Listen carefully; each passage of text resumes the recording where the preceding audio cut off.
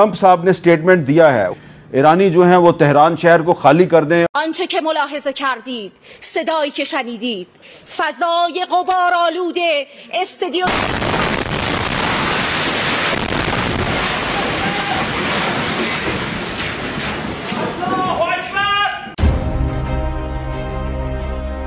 देखिए हामिद, सदर ट्रंप क्या कह रहा है उसको तो पहले क्लियरली हमें समझना चाहिए।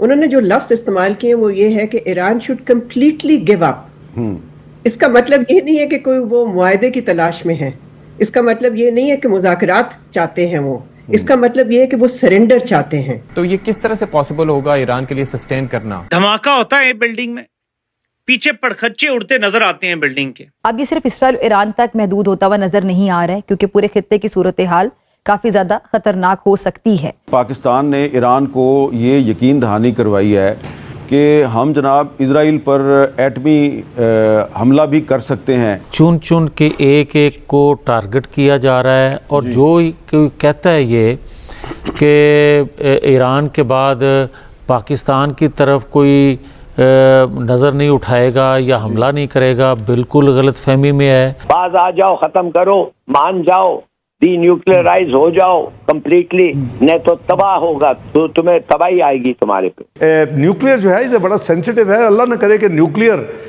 वॉर हो, फिर तो मेरा मतलब है कि हु विल लिव टू सी के व्हाट हैपेंड। ईरान के बाद, ये मेरी बात सुने, ये हाथ जोड़ जोड़ के कब तक उनके आगे बैठे रहेंगे? उनका ग्रेटर इजराइल का जो प्लान है उसको तो देखें आप सामने।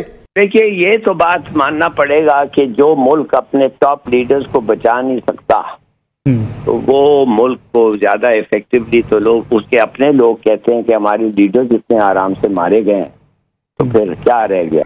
आज वो तेहरान खाली करने की धमकियां दे रहे हैं, तो क्या समझ आ रहा है आपको कि अमेरिका कर क्या रहा है? देखिए, अमेरिका और जो इजराइल है, ये एक ही, आप समझे, एक ही मुल्क है।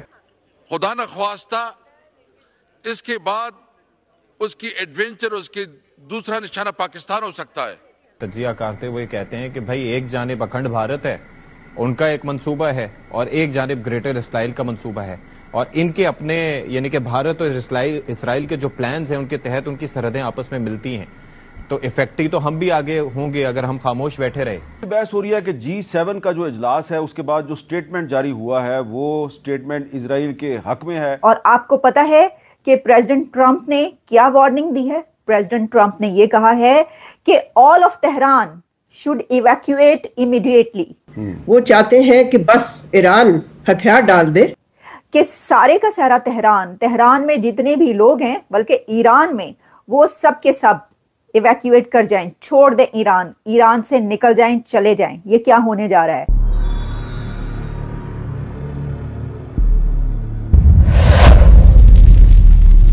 देखिए, आपको ये बताते हैं कि इजराइल ने ईरान को ये ऑर्डर कर दिया है कि 300,000 ईरानीज फौरी तौर पर इवैक्यूएट कर जाएं। और आपको पता है कि प्रेसिडेंट ट्रंप ने क्या वार्निंग दी है? प्रेसिडेंट ट्रंप ने यह कहा है कि all of Tehran should evacuate immediately, कि सारे का सारा तेहरान में जितने भी लोग हैं, बल्कि ईरान में, वो सब के सब इवैक्यूएट कर जाएं, छोड़ दें ईरान से निकल जाएं, चले जाएं। ये क्या होने जा रहा है? यही वजह है कि मैंने कहा कि इस वक्त जो है ये शो करना बहुत जरूरी है, क्योंकि हो सकता है कि अगले चंद घंटों के अंदर और उसके बाद दुनिया का आपको नक्शा कुछ और नजर आए। देखिए, इस वक्त ये कहा जा रहा है कि इजराइल एक बड़ा स्टेप लेने जा रहा है, इजराइल एक बहुत बड़ा कदम उठाने जा रहा है। और इजराइल क्या कदम उठाने जा रहा है, उसमें एक तो हम ये कह सकते हैं कि इजराइल ये कह रहा है, यानी नेतन्याहू ने ये कहा है कि वो खामनाई को नहीं छोड़ेंगे, खामनाई को मारने जा रहे हैं, यानी नेतन्याहू खामनाई को मारने जा रहा है। और ये कोई बात भी नहीं है, ऐसा नहीं है कि नहीं हो सकता, मुझे लगता है कि ऐसा होगा। इसकी वजह यह है कि मैं कई दिन से अपने शोज में आपको ये बता रही हूँ कि वो दिन बहुत करीब आने वाला है कि जब आयतुल्लाह खामनाई को मार दिया जाएगा, बिल्कुल वैसे ही जैसे इससे पहले हमास के जो लीडर थे, जिसमें इस्माइल हनिया और बहुत सारे नाम, उनको मारा गया। और वो चाहे बंकर्स में जाके छुपे, चाहे वो बहुत अंदर जमीन के अंदर धंस गए कहीं पर जाकर, लेकिन फिर भी उनको नहीं छोड़ा गया। अब क्योंकि ईरान ने इतने बड़े हमले किए हैं, ईरान ने जो अटैक्स किए इसराइल पर वो इतने बड़े अटैक्स हैं कि उससे वहां पर काफी तबाही हुई है। देखें, मैं देख रही थी कि एक सर्वे आया, सर्वे कह लें, रिपोर्ट आई, रिपोर्ट कहेंगे उसको, और उस रिपोर्ट में जो है वो ये बताया गया कि जो इजराइल है वो एक स्मॉल आर्मी के साथ, या एक इतनी बड़ी ताकत नहीं जितनी कि एक मिडल ईस्ट पूरा ईरान के साथ खड़ा है, ऐसे में बहुत ही एक प्रिसाइज अटैक्स किए गए हैं और टेक्नोलॉजी जी जो है इजराइल के पास जो टेक्नोलॉजी है उसका मुकाबला ईरान नहीं कर सकता। लेकिन फिर भी उसमें यह बताया गया है कि इजराइल का इतनी बड़ी ताकतों के साथ मुकाबला करना एक अकेले कोई इतना आसान काम नहीं था और नहीं है। देखें, एक तो ये बात है, प्रेसिडेंट ट्रंप ने क्या कहा है, उन्होंने कहा है कि सब लोग इवैक्यूएट कर जाएं फौरी तौर पर। मैं आपको एग्जैक्टली अगर आपको बताऊं ना तो फिर आपको पता चलेगा कि ये क्या बात हुई है। जैसे 300,000 तो कहे हैं नेतन्याहू ने, इजराइल ने, कि फौरन वहां से निकल जाएं। अच्छा, जो तेहरान की सड़कें हैं, जो रास्ते हैं, उनकी जो इस वक्त नक्शे सामने आ रहे हैं उसमें देखा जा सकता है कि वहां पे ट्रैफिक जैम है, क्योंकि लोग जो हैं वो धड़ाधड़ गाड़ियों में बैठकर भाग रहे हैं वहां से।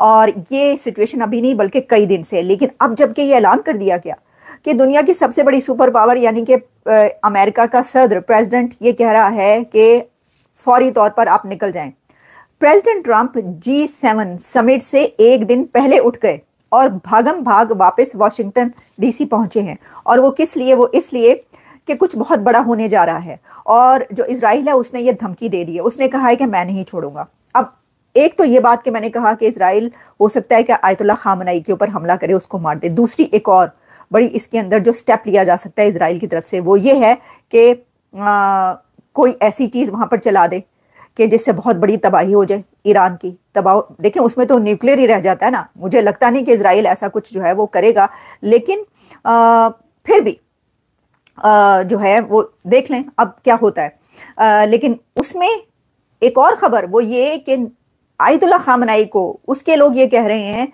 कि तुम ऐसा करो कि उससे पहले ही न्यूक्लियर चला दो या उसकी धमकी दे दो, तुम न्यूक्लियर की धमकी दे दो, क्योंकि अब ये होने जा रहा है, उनको पता चल गया। अच्छा, मैं आपको एक बात बताऊं, मैं ये सोच रही थी कि एक होता है ना कि आप जरा थोड़ा रेस्ट्रेंट करें। ईरान को ये पता है कि उसके पास इतनी बड़ी, वो जो भी कर ले क्या कर लेगा, लेकिन फिर भी इतने बड़े हमले जो इजराइल पे हुए हैं तो वो कहते हैं ना कि तख्तिया तख्ता, क्योंकि खामनई को ये तो पता चल गया है कि छोड़ेंगे नहीं उसे, वो नहीं बच पाएगा खामनई। मुझे लगता है कि ये पता चल गया है, तभी इतने बड़े बड़े हमले किए गए कि चलो जी मरने से पहले या कुछ जो होना है अब तो तख्तिया तख्ता है। तो अब उसके बाद जो है वो लगता है ऐसे ही है कि कुछ ऐसा किया जाएगा। अच्छा, अब मैं आपको बताती हूँ, प्रेसिडेंट ट्रंप जो है वो सीज फायर की कोशिश करें, और इसके लिए जो प्रेसिडेंट मैक्रोन है उनकी तरफ से एक बात की गई है।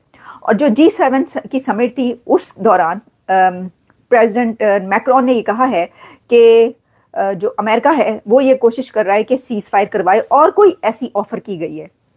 हो सकता है कि अगले कुछ दिनों में, अगले चंद घंटों में, दिनों में जो नहीं, अगले चंद घंटों में हमें पता ये चले कि अमेरिका ने जो है कोई ऐसी ऑफर की है दोनों कंट्रीज को। जैसे कि अमेरिका ने इंडिया या अमेरिका को जो है वो प्रेसिडेंट ट्रंप ने कहा कि मैं ऑफर कर रहा हूँ कि ट्रेड जो है हम आपके साथ बहुत बड़ी ट्रेड करेंगे, आप ये जंग बंद करें।